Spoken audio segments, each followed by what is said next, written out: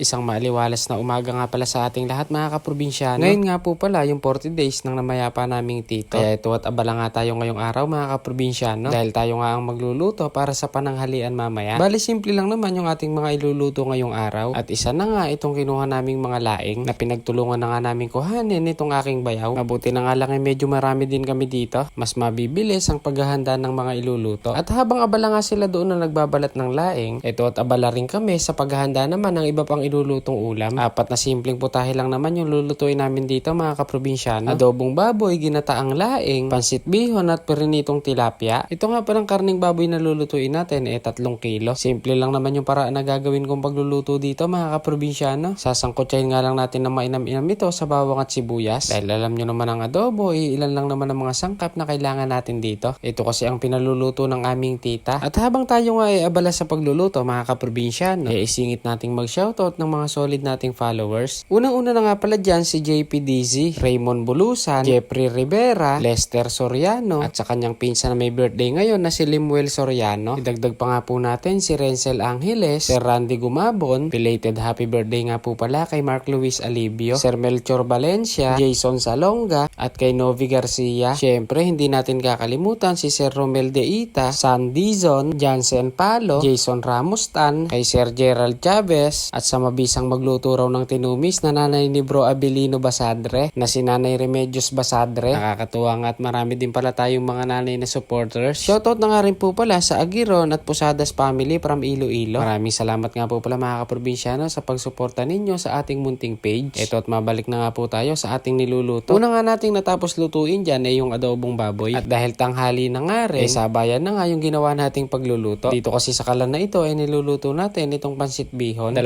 kilo nga pala yung ating papansitin. At dito nga sa kabilang kalan ay sinabay na nating lutuin itong ginataang laing. Sinahugan nga pala natin dito ng giniling na karneng baboy at Baileys. Tapos isinangkot siya ng mainam-inam sa alamang. Kapag nagisa naman na ng maganda itong laing, pwede na rin ilagay itong kakanggata. Na kung saan nga kailangan natin itong maluto ng mabuti. Tipong medyo natutuyo na at nagmamantika. At habang niluluto pa nga natin itong laing, eto at itinalbog na nga natin yung 2 kilong bihon. Na kung saan nga kahit papaano tansyado na natin ang paglalagay ng tubig nito. Tapos itong ang ating ginataang laing tinikman na rin muna natin.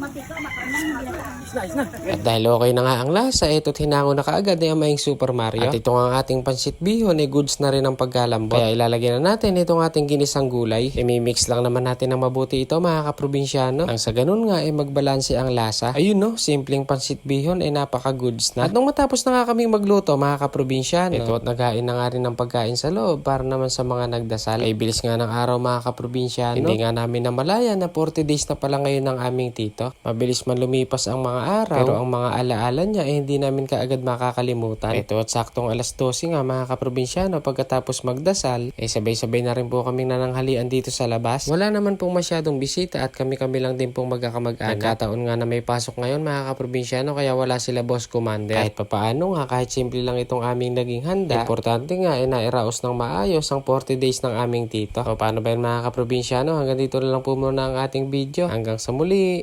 Bye!